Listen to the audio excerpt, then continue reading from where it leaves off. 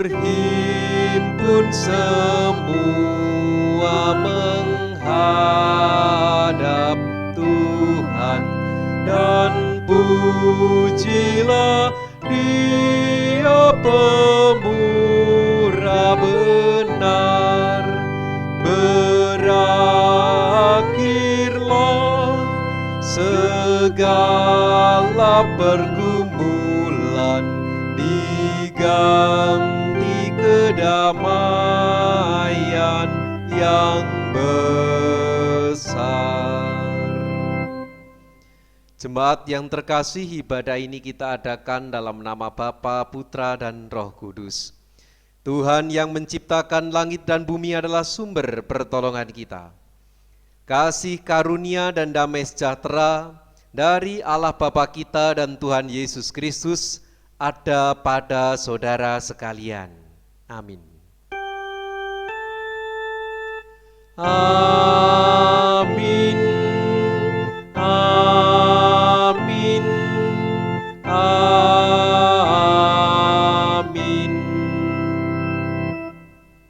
Jemaat yang terkasih, dalam nama Tuhan, pada saat ini kita masih dalam suasana Paskah, dan marilah kita agungkan nama Tuhan dalam persekutuan ini. Kita hormati namanya dan muliakan namanya dengan kita memuji Kidung Jemaat 15 bait 2. Hormati namanya.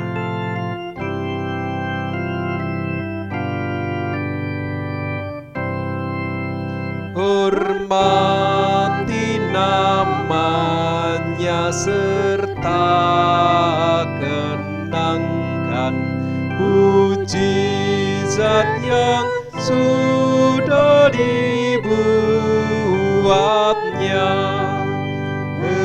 Hendaklah terus syukurmu kau nyatakan di jalan hidupmu seluruhnya.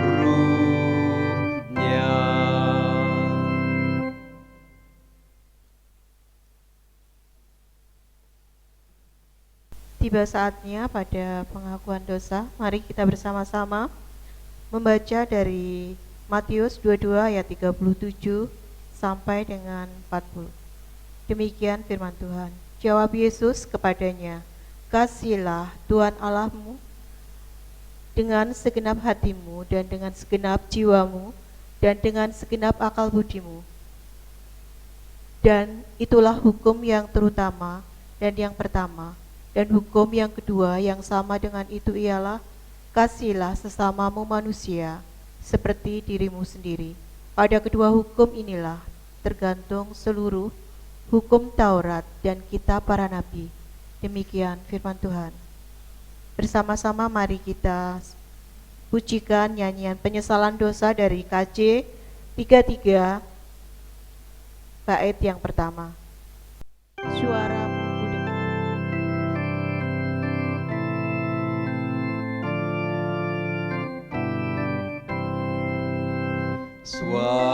Suaramu ku dengar memanggil diriku, supaya ku di Golgota dibasuh darahmu. Aku datanglah Tuhan padamu, dalam darahmu kudus sucikan diriku.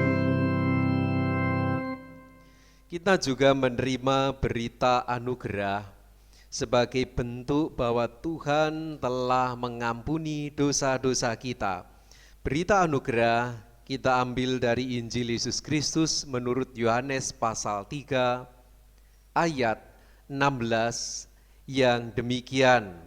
Sabda Tuhan, "Karena begitu besar kasih Allah akan dunia ini, sehingga Ia telah mengaruniakan anaknya yang tunggal, supaya setiap orang yang percaya kepadanya tidak binasa, melainkan beroleh hidup yang kekal.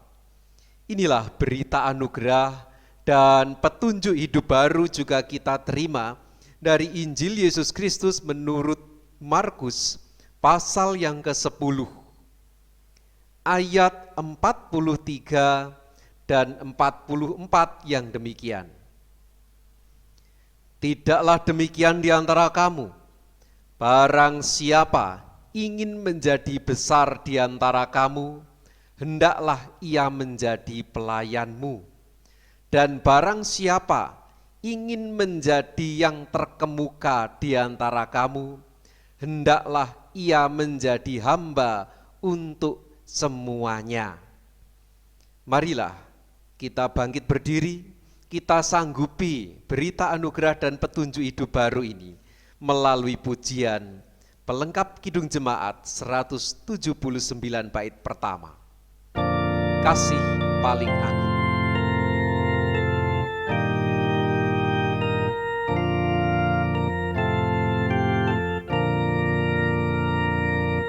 Kasih paling agung dari Tuhanku, ini ku sadari di dalam hatiku. Yesus Maha Kasih dan Maha Kudus, korbankan dirinya agar ku ditebus. Dia menaklukkan maut dan dosaku. Dia memberikan segalanya untukku. Mari kita bersama masuk dalam doa syukur dan syafaat. Allah Bapa kami yang bertahta dalam kerajaan surga yang mulia, yang berkarya dalam Kristus Yesus dan beri kami kekuatan dalam Roh Kudus. Pada saat ini Tuhan, kami bersyukur Engkau telah memberkati kehidupan kami, mencukupkan kami dalam segala sesuatu. Pada saat ini Tuhan, kami bersama-sama ada dalam suasana ibadah online. Kami mohon berkatilah setiap warga jemaat dan kami semua ketika beribadah di tengah keluarga. Kiranya kami tetap dapat merasakan persekutuan dalam tubuh Kristus dengan saudara-saudara kami seiman yang mengadakan ibadah di rumah-rumah masing-masing. Kami mohon Tuhan, Engkau juga senantiasa menguatkan kami sebagai sebuah persekutuan dalam kebersamaan. Kami mohon Tuhan, mampukan kami tetap menjaga kebersamaan di tengah suasana yang terbatas ini. Pada saat ini, kami juga menyerahkan pergumulan-pergumulan keluarga-keluarga kami ke dalam tangan-Mu Tuhan. Kami mohon Engkau memberkati, yang sakit kami mohon Engkau pulihkan, yang menjauh kami mohon Engkau panggil kembali. Dan begitu juga kami mohon Tuhan berkatilah setiap umat-Mu yang telah menunjukkan kesetiaannya dengan bersaksi di tengah-tengah keluarga. Kami yakin dan percaya berkat-Mu melimpah kepada mereka. Tuhan, pada saat ini kami juga mempersembahkan persembahan-persembahan yang telah kami kumpulkan. Kami mohon sucikanlah sehingga persembahan-persembahan ini dapat dipergunakan untuk kemuliaan nama-Mu. Pada saat ini Tuhan, kami juga akan mendengarkan sabda-Mu. Berfirmanlah Tuhan, kami siap mendengarkan. Dalam nama Allah yang berkarya dalam Kristus Yesus, beri kami kekuatan dalam Roh Kudus, kami berdoa. Haleluya. Amin.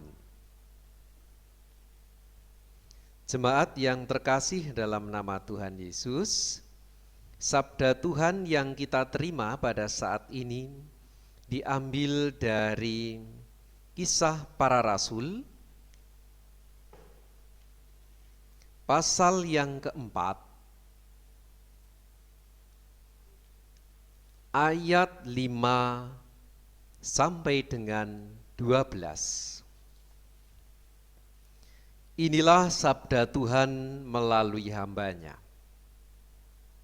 Pada keesokan harinya, pemimpin-pemimpin Yahudi serta tua-tua dan ahli-ahli Taurat mengadakan sidang di Yerusalem dengan imam besar Hanas dan Kayafas, Yohanes dan Alexander, dan semua orang lain yang termasuk keturunan imam besar. Lalu Petrus dan Yohanes dihadapkan kepada sidang itu dan mulai diperiksa dengan pertanyaan ini. Dengan kuasa manakah atau dalam nama siapakah kamu bertindak demikian itu?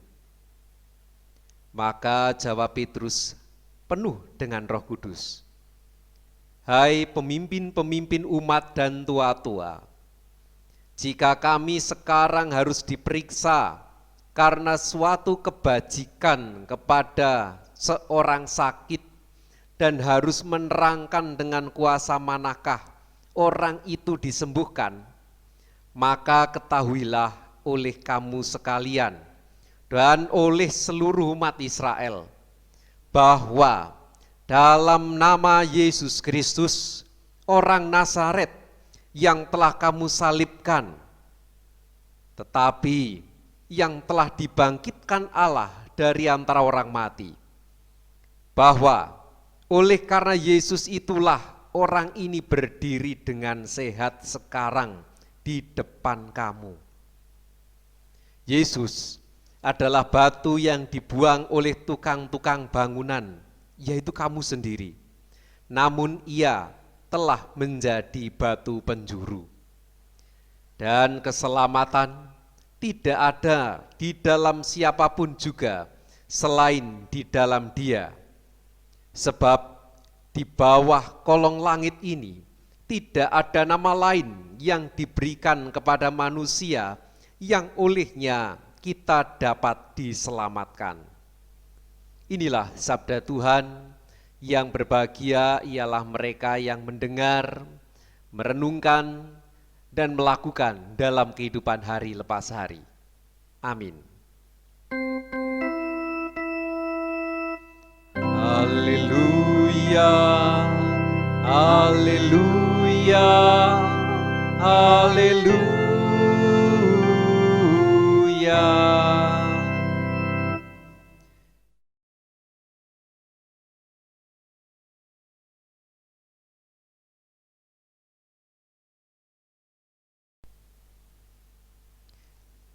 Jemaat yang terkasih dalam nama Tuhan, Shalom Aleichem.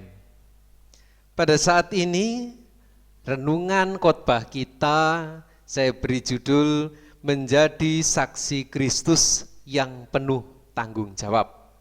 Saya ulangi lagi, menjadi saksi Kristus yang penuh tanggung jawab. Nah, pernah ada sebuah tulisan di internet, saya membaca, ada orang yang mencoba membandingkan apa sih perbedaan antara anak-anak dan orang dewasa. Tentu ada banyak hal yang disampaikan di sana.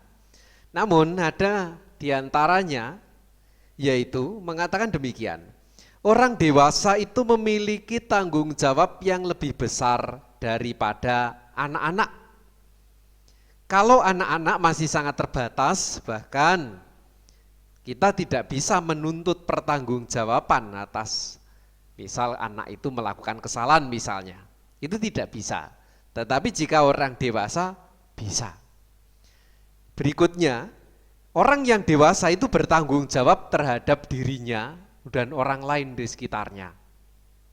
Lalu disampaikan juga bahwa orang dewasa itu bisa bertanggung jawab atas perbuatan dan bisa mempertanggungjawabkan pemahaman bahkan imannya.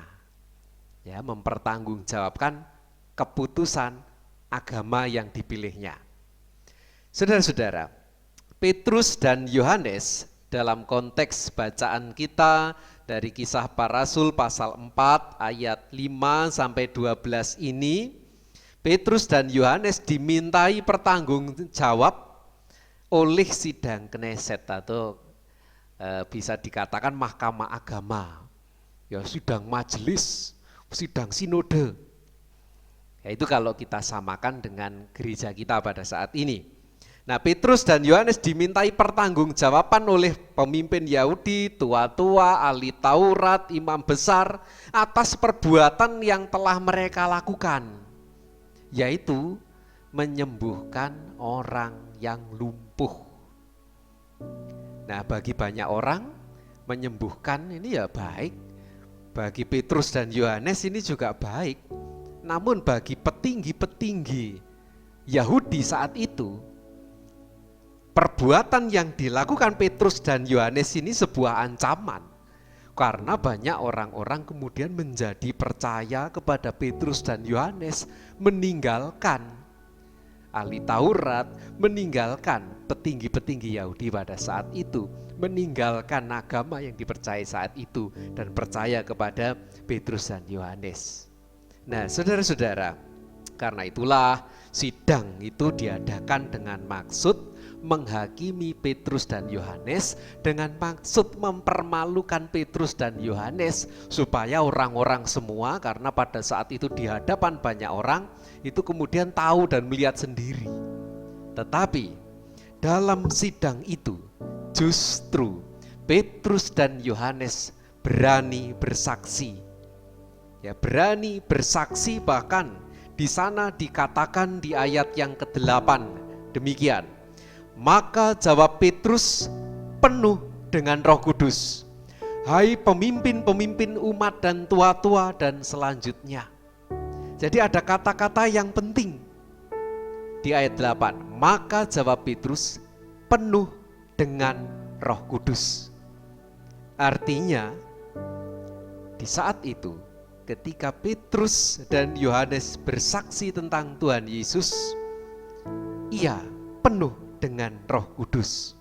Padahal Petrus dan Yohanes itu orang biasa. Di ayat 13 di sana kalau kita melihat, ketika sidang itu melihat, artinya ahli Taurat, orang Farisi, orang Saduki, golongan imam-imam tadi melihat keberanian Petrus dan Yohanes dan mengetahui bahwa keduanya orang biasa yang tidak terpelajar. Pada saat itu orang-orang Galilea itu terkenal dengan orang yang tidak terbelajar. Mereka heran, kok bisa seperti itu? Kok bisa mereka berani bersaksi? Kok bisa mereka kemudian menjadi orang yang seakan-akan menurut pandangan sidang itu terpelajar? Nah, bagaimana? Apa ukurannya? Karena pada saat bersaksi itu, Petrus bisa mengutip perjanjian lama. Yesus adalah batu yang dibuang oleh tukang bangunan, yaitu kamu sendiri. Namun ia telah menjadi batu sandung, batu penjuru. Di sini dikutip dari Mazmur 118 ayat 22. Batu yang dibuang tukang bangunan telah menjadi batu penjuru. Ya, batu yang dibuang tukang bangunan telah menjadi batu penjuru. Ya, mereka memiliki kemampuan untuk bersaksi tentang Tuhan Yesus Kristus. Mereka memiliki kemampuan untuk kemudian merefleksikan bacaan-bacaan dalam perjanjian lama yang memang pada saat itu biasanya itu hanya orang-orang tertentu, hanya ahli-ahli Taurat saja yang bisa. Tetapi Petrus dan Yohanes memiliki kemampuan itu. Nah, kenapa? Karena mereka penuh dengan Kudus. Kisah Para Rasul memakai ungkapan penuh dengan Roh Kudus di ayat 8 tadi. Maka jawab Petrus, penuh dengan Roh Kudus. Ya, jadi kata penuh dengan Roh Kudus ini ingin menunjukkan bagaimana Roh Kudus itu memberikan kuasa, memberikan keberanian, memberikan karunia khusus pada pengikut-pengikut Tuhan Yesus. Roh Kudus inilah yang memampukan para murid saat itu, yang sedang dalam tekanan saat itu, berani bersaksi. Memampukan setiap orang percaya yang walaupun penuh dengan kelemahan, Roh Kudus merubahnya dan menjadikannya kelebihan-kelebihan. Dalam catatan Alkitab, peran Roh Kudus itu ternyata bisa melakukan mujizat-mujizat. Peran Roh Kudus itu juga menuntun, misal dalam kisah Paulus, menuntun Paulus menuju kota yang harus ia lalui. Ini dalam kisah Para Rasul 16, begitu juga dalam kisah Para Rasul 20. Jadi Roh Kudus itu menuntun Rasul Paulus saat itu menuju kota A, B, C, dan seterusnya. Roh Kudus itu juga memimpin dan memberikan karunia, misal dalam berkhotbah, berbagai bahasa. Itu dalam peristiwa turunnya Roh Kudus Pentakosta yang sebentar lagi kita peringati. Ketika Roh Kudus turun, kemudian murid-murid saat itu bisa berkata-kata dengan bahasa-bahasa yang dikenal oleh orang-orang yang dari jauh. Itu bisa kita lihat di dalam peristiwa turunnya Roh Kudus, Kisah Para Rasul pasal yang kedua. Mereka diberikan kemampuan-kemampuan berbahasa Parsia, Media, Elam, penduduk Mesopotamia dan seterusnya. Padahal mereka adalah orang-orang Galilea yang tadinya dikenal hanya orang-orang yang kurang terpelajar, tapi mereka mampu melakukan itu. Nah, pada intinya saudara-saudara, Petrus dan Yohanes berani bersaksi. Ia bisa mempertanggungjawabkan imannya itu karena penuh dengan Roh Kudus. Setiap orang yang percaya juga demikian. Ini berlaku bagi kita pada saat ini dalam konteks gereja kita. Mungkin dalam konteks gereja kita, ya contohlah yang ada di komisi, yang ada di majelis, yang ada sebagai aktivis-aktivis, mungkin tidak di komisi, tidak di majelis, tetapi menjadi pengurus kring. Mungkin mereka adalah orang-orang yang terbatas. Bahkan bisa jadi, dan banyak memang, yang memang tidak belajar teologi secara khusus. Tetapi mereka memiliki karunia-karunia untuk membangun jemaat. Mungkin satu orang punya talenta tertentu, ya katakanlah bagian sound system. Coba saudara bayangkan kalau tidak ada bagian sound system, ya kondisi ibadah mengganggu konsentrasi ibadah.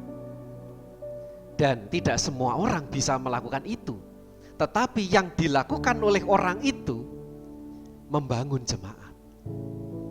Mungkin yang lain memiliki talenta, saya tidak bisa apa-apa, ya saya hanya bisa membersihkan. Misal ada gereja-gereja tertentu yang memang kosternya itu juga warga gereja, dia memang dalam hal pendidikan mungkin terbatas, tenaga terbatas, tetapi yang dia lakukan dengan membersihkan bangku-bangku dan kursi-kursi yang ada di gereja, itu semua kan digunakan untuk membangun jemaat agar orang kerasan di dalam ibadah itu.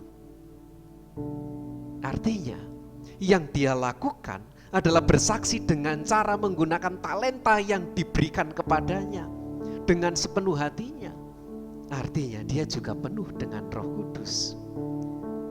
Kan dalam kisah 9, kisah Para Rasul 9, di sana jelas dituliskan di ayat 31 demikian. Saya akan baca untuk kita semua. Kisah Para Rasul pasal yang ke-9 ayat 31. Selama beberapa waktu jemaat di seluruh Yudea, Galilea dan Samaria berada dalam keadaan damai. Ya, berada dalam keadaan damai. Jadi gereja yang penuh kedamaian itu gereja yang diberkati, gereja yang memang ada Roh Kudus dalamnya. Jemaat itu dibangun dan hidup dalam takut akan Tuhan. Takut akan Tuhan itu artinya gereja itu ya dibangun dengan peraturan-peraturan yang ada, yang semua peraturan-peraturan, misal di gereja kita, di sinode itu ada PPA, ada tata gereja, itu semua kan ya wujud. Kalau kita sesuai dengan PPA itu, kita sesuai dengan tata gereja itu, kita wujud kita takut akan Tuhan. Itu. Nah, jumlahnya makin bertambah besar oleh pertolongan dan penghiburan Roh Kudus. Lalu Pak Daniel, berarti nek wargane bertambah banyak, itu pertolongan Roh Kudus. Betul. Wah, berarti gereja sing wonge akeh kuwi ana Roh Kudus e. Ya, kita tidak usah begitu dan tidak perlu memikirkan di sana ada Roh Kudus atau tidak. Tetapi yang jelas ketika ada damai sejahtera, ketika jemaat itu dibangun, ketika pelayanan-pelayanan semakin banyak, ketika orang bersuka cita di dalam gereja, kerasan di gereja, setiap orang, setiap anggota keluarga bisa mengajak keluarga-keluarganya bareng-bareng naik gereja, itu adalah kuasa Roh Kudus. Itu semua pertolongan Roh Kudus. Roh Kuduslah yang menolong kita. Memang pendeta, majelis, komisi, fungsionaris dan aktivis gereja itu tidak bisa menambah jumlah jemaat, itu tidak bisa mereka membina jemaat, tidak bisa. Tetapi pertolongan Roh Kuduslah yang memampukan kita semua melayani, memberikan yang terbaik. Saudara-saudara yang terkasih, dalam suasana yang terbatas ini, kita masih terbatas, COVID belum selesai, bahkan di beberapa daerah ada bencana alam. Dalam suasana yang terbatas ini kita dipanggil untuk tetap bersaksi di tengah keterbatasan. Kita bersaksi dengan penuh tanggung jawab. Lah, kalau kita dipanggil sebagai orang-orang Kristen, kita dipanggil sebagai pengikut Tuhan, tentu sebagai warga yang sudah dewasa, mestinya kita tahu tugas dan tanggung jawab kita di tengah-tengah kehidupan bergereja ini. Kita bukan anak-anak lagi. Kalau anak-anak, memang kita tidak bisa menuntut tanggung jawab dari anak-anak, tetapi kita sebagai warga dewasa harus bisa menjadi saksi Kristus yang penuh tanggung jawab tadi, yang bertanggung jawab.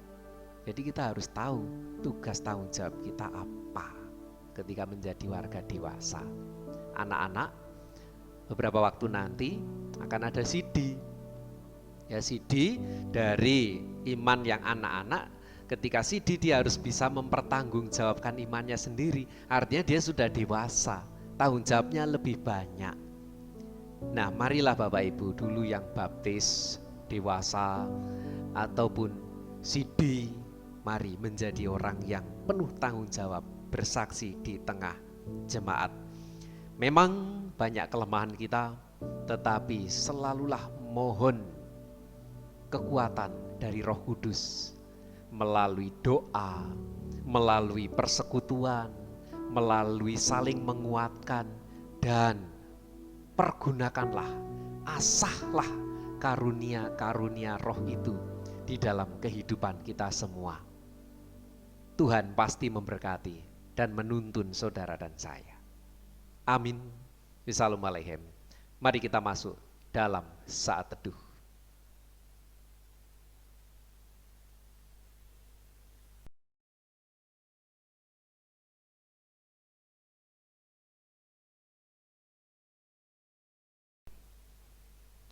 Mari kita bersama berdoa.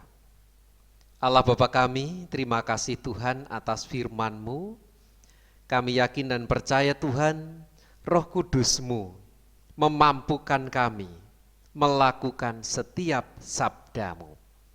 Tuhan, pada saat ini kami mengakhiri ibadah di rumah kami masing-masing dan akan melakukan aktivitas.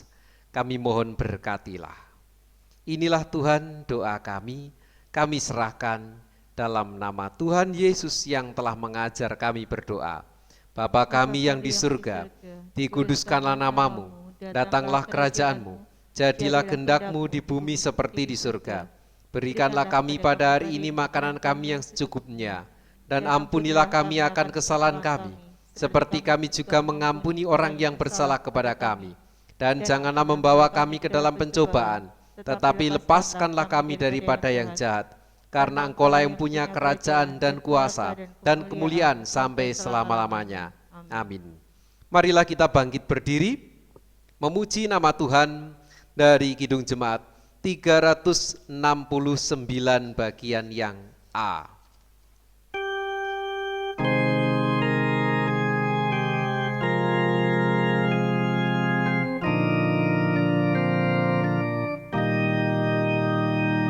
Ya Yesus, ku berjanji setia padamu, ku pinta Kau selalu dekat, ya Tuhanku.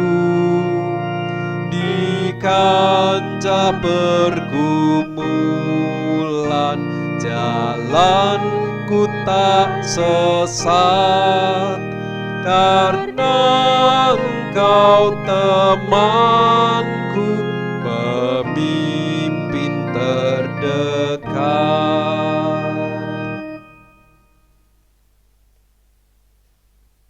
Tiba saatnya kita masuk ke dalam pengakuan iman rasuli. Mari kita bersama-sama dengan gereja Tuhan di seluruh dunia mengakui pengakuan iman rasuli. Demikian. Aku percaya kepada Allah Bapa yang Maha Kuasa, Khalik langit dan bumi, dan kepada Yesus Kristus anaknya yang tunggal Tuhan kita, yang dikandung daripada Roh Kudus, lahir dari anak darah Maria, yang menderita di bawah pemerintahan Pontius Pilatus, disalibkan, mati dan dikuburkan, turun ke dalam kerajaan maut. Pada hari yang ketiga bangkit pula dari antara orang mati, naik ke surga, duduk sebelah kanan Allah Bapa yang Maha Kuasa, dan akan datang dari sana untuk menghakimi orang yang hidup dan yang mati. Aku percaya kepada Roh Kudus, gereja yang kudus dan am, persekutuan orang kudus, pengampunan dosa, kebangkitan daging dan hidup yang kekal. Amin. Kita terima berkat dari Tuhan. Kasih karunia Tuhan Yesus Kristus dan kasih Allah dan persekutuan Roh Kudus menyertai saudara sekalian kini hingga selamanya. Amin. Haleluya, haleluya, haleluya, haleluya, haleluya, amin, amin, amin.